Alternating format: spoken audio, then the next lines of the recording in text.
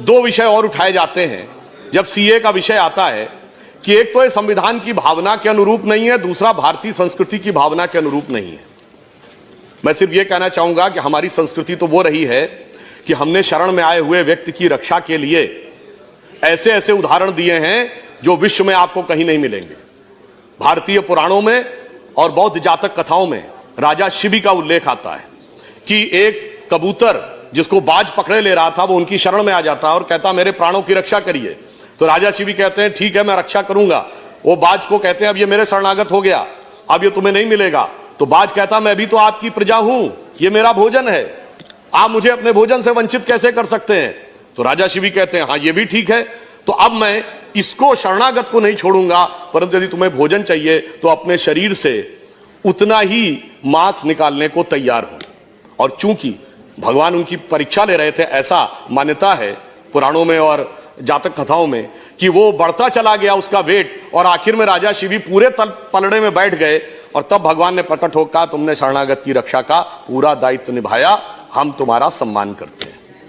इसीलिए शायद अटल जी ने यह पंक्ति लिखी थी कि मैंने छाती का रक्त पिला पाले विदेश के क्षुधित लाल, मुझको मानव में भेद नहीं, मेरा अंतस्थल उर विशाल, शरणागत की रक्षा की है मैंने जीवन भी देकर, विश्वास नहीं यदि आता तो यह साक्षी है इतिहास अमर।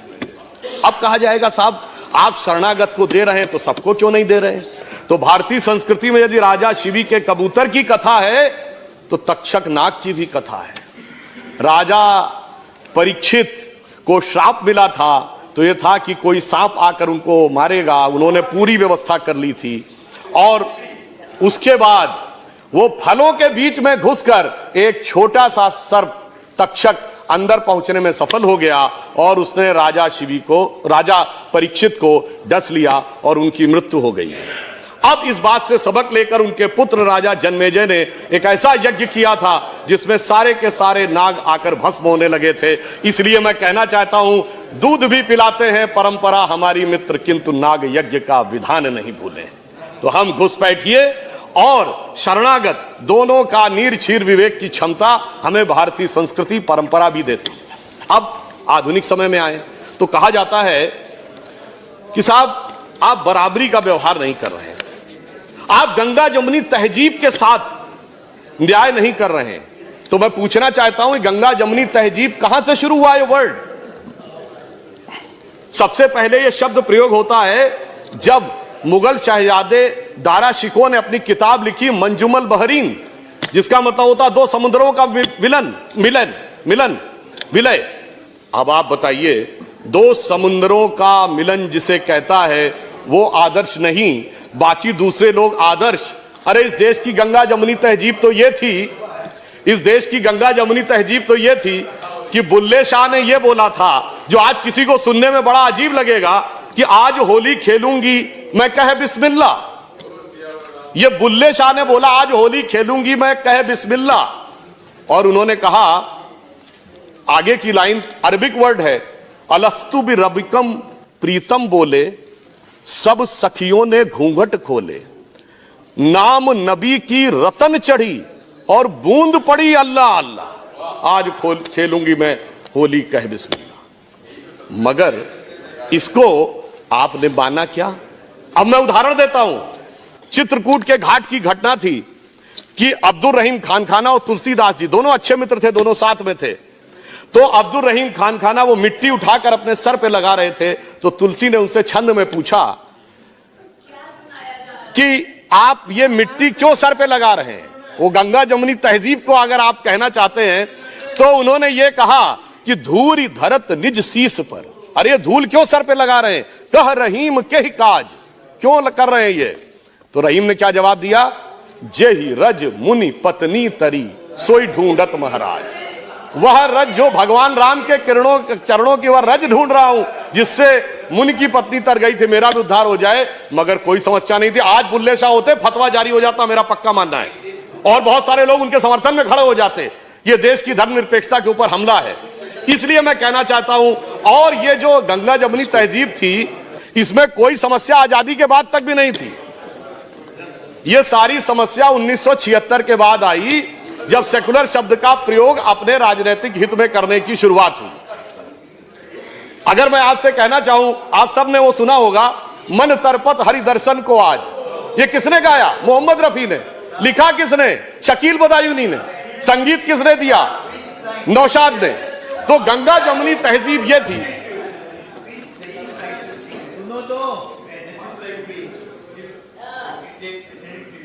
एक सेशन हो जाए, वन डे फुल डे, जो आप अपना धर्म के कर सकते हैं। नहीं, मैं सिर्फ यह बताना चाह रहा हूं कि गंगा जमुनी तहजीब ये थी, संयोग तो ये था, मगर इनकी नजर किधर जाती है? जितने मैंने नाम गिनाए, इनके लोगों की कभी जयंती मनाते हुए वो लोग नजर आए जो आज प्रदर्शन करते नजर आ रहे हैं? वो लोग आज नजर नहीं आते। वो तो आज कहते हैं हमने 800 साल इस देश पे हुकूमत की। अभी कुछ दिन पहले बयान दिया, और फिर कहते हैं कि साहब हम तो मजलूम हैं, हमें अधिकार मिलना चाहिए। ऐसी विचित्र स्थिति आज के देश में आकर खड़ी करने का प्रयास किया जा रहा है जो सत्य से बिल्कुल परे है। आपने कभी नहीं सुना होगा पूरी दुनिया में कि कोई यह भी कहे कि हमने इस देश पे शताब्दियों तक हुकूमत की है और फिर यह कहे हमें स्पेशल स्टेटस मिलना चाहिए। मैं पूरी ईमानदारी से एक बात कहना चाहता हूं, जब यह देश आजाद हुआ 1947 में तो 567 रियासतें थी। यह बताइए, आज हम माइनॉरिटी की बात करते हैं, देश की सबसे अधिक पढ़ी लिखी कम्युनिटी कौन है? पारसी, 0.1% की माइनॉरिटी है। सबसे प्रॉस्परस कम्युनिटी कौन है? जैन, 1% की माइनॉरिटी है। सबसे एंटरप्रेन्योर कम्युनिटी कौन है? सिख, 1.8% की माइनॉरिटी है। अगर इन सबको प्रॉस्पेरिटी, एजुकेशन, आगे बढ़ने के सारे अवसर मिल रहे हैं, तो माइनॉरिटी में जो प्रचंड मेजॉरिटी है उसके साथ कैसे समस्या आई, विचार करने का विषय है। और जब देश आजाद हुआ, बताइए, कोई बौद्ध रियासत थी? नहीं। कोई क्रिश्चियन रियासत थी? नहीं। कोई पारसी रियासत थी? नहीं। एक महाराजा पटियाला को छोड़ दे तो सिख रियासतें भी नहीं थी, मगर लाइन लगा के मुस्लिम रियासतें थी। नवाब पटौदी, नवाब रामपुर, नवाब भोपाल, नवाब लखनऊ, हैदराबाद निजाम, जूनागढ़ के नवाब। फिर ऐसे हालात क्यों हो गए कि आज बाकी सब पढ़ाई लिखाई में आगे और बाकी सारी चीजों में आगे और एक ही वर्ग पीछे होता चला गया? मुझे लगता है इसमें दोष इसका भी है कि जो सियासत की गई ना, अदावत की और मोहब्बत की। किसी ने दिखाने की कोशिश की कि हमें तुमसे बड़ी मोहब्बत है, तो किसी ने दिखाने की कोशिश की कि फलां को तुमसे बड़ी अदावत है, और उस सियासत ने कहां यह पहुंचाया सभापति जी, किसी को किसी की मोहब्बत ने मारा, किसी को किसी की अदावत ने मारा, और इस शराफत अली को सेकुलर सियासत ने मारा। इसलिए मैं ये कहना चाहता हूं, आज के इस यथार्थ को देखिए, पूरे देश में जो सामने दिखाई पड़ रहा है। ज्यादा खतरनाक बात जानते हैं क्या हो रही है? मैं सदन का ध्यान आकर्षित करना चाहूंगा कि ज्यादा खतरनाक बात यह हो रही है कि अब यह बहुत उग्र स्वरूप में आगे बढ़ने का एक प्रयोग किया जा रहा है। और उसका उदाहरण मैं यह कहना चाहूंगा, जब सीए का विरोध हुआ तो विषय क्या था कि असम की संस्कृति की रक्षा करनी है या असम के लोगों के हितों की रक्षा करनी है। मगर सबसे पहले आंदोलन कहां शुरू हुआ? जामिया में, उसके बाद अलीगढ़ में, उसके बाद नदवा में, उसके बाद हमारे एक दूसरे सदन के सांसद हैं जो हैदराबाद के वो सबसे बड़े झंडा बरदार, अलंबरदार बन गए। और सबसे पहले रेजोल्यूशन कहां पास हुआ? केरल की असेंबली में। अब बहुत ही सहजता से समझा जा सकता है, इसमें कोई रॉकेट साइंस नहीं है कि ये। और सुनिए, फिर उसके उपरांत क्या हुआ सभापति महोदय? ये सारे विषय गौण हो गए। पता नहीं कौन कौन से विषय आने लगे उसके अंदर, कश्मीर से लेके धारा 370 से लेके देश को अलग करने से लेके आसाम को परमानेंट अलग करने तक। तो ये देखकर यह मन में संदेह उत्पन्न होता है कि यह सारा का सारा जो घटनाक्रम है, हम सभी लोग बहुत जिम्मेदार लोग हैं, हमें यह समझना चाहिए कि ये सारी की सारी चीजें जो हो रही हैं, क्या हमारी गंगा जमुनी तहजीब के हिसाब से हैं, क्या हमारे संविधान के हिसाब से हैं, या जो संविधान में कमेटियों में लिखा उसके हिसाब से हैं, या फिर ये कोई एक खतरनाक प्रयोग है, हम जाने में अनजाने में उसके शिकार होते चले जा रहे हैं और देश और समाज को भी उसकी गिरफ्त में लाते चले जा रहे हैं। और जब कोई इस प्रकार का कार्य होता है तो मैं सिर्फ एक उदाहरण और फैक्ट कोट करना चाहूंगा। एक बहुत बड़े पत्रकार हैं मार्क टेली, जो 26 वर्ष भारत में रहे, बीबीसी के उन्होंने संवाददाता रहे। उन्होंने, पुरानी बात नहीं है सभापति महोदय, 22 सितंबर 2019 को आर्टिकल लिखा है। उस आर्टिकल में क्या लिखा है कि Muslims in India are the luckiest. Bharat में रहने वाले मुस्लिम समाज के लोग सर्वाधिक भाग्यशाली। उन्होंने उसका एक उदाहरण दिया कि मैं 26 साल दिल्ली के निजामुद्दीन इलाके में रहा। मेरे यहां से थोड़ी दूरी पर हजरत निजामुद्दीन औलिया की दरगाह थी और थोड़ी दूरी पर तबलीगी जमात का ऑफिस था। उन्होंने कहा दुनिया का कोई दूसरा देश होता तो 26-27 साल में कोई एक दूसरे को समाप्त जरूर कर देता, परंतु भारत के मुस्लिम इसलिए भाग्यशाली हैं कि वो अपने मजहब के अंदर भी जिस तरीके से चाहें उस तरीके से इबादत कर सकते हैं। यह कहने वाला कोई संघी भाजपाई नहीं है, यह कहने वाला एक वह पत्रकार है जिसने पूरी जिंदगी भारत में गुजारी है और 2019 में उसने कहा है। इसलिए मैं ये कहना चाहता हूं कि जो कुछ भी हो रहा है इस पे किसी भी प्रकार का खतरनाक खेल सभी के लिए नुकसानदेह हो सकता है। यह नहीं सोचना चाहिए कि सिर्फ हमारा हित साधन होगा और दूसरे को क्षति होगी। अगर और वो भी विशेषकर जब बगैर किसी आधार के यह बात हो रही हो। मैं फिर एक पंक्ति कोट करना चाहूंगा, बड़े प्रसिद्ध शायर हैं राहत इंदौरी उनकी, और बड़ी फेमस कविता आप लोगों को बहुत ध्यान होगी कि अगर है खिलाफ तो खिलाफ होने दो, ये सब धुआं है कोई आसमान थोड़ी है, आगे है लगेगी आग तो आएंगे घर कई जद में, लगेगी आग तो आएंगे घर कई जद में, यहां पे सिर्फ हमारा मकान थोड़ी है। यह विचार बिल्कुल ध्यान रखिए कि हम सिर्फ अपना हित साधन करते हुए आगे निकल जाएंगे, ऐसा नहीं। और अंत में मैं ये कहना चाहूंगा, राष्ट्रपति जी के अभिभाषण के पहले ये अगर आपको समझ में आ जाता तो दुनिया कुछ और होती साहब।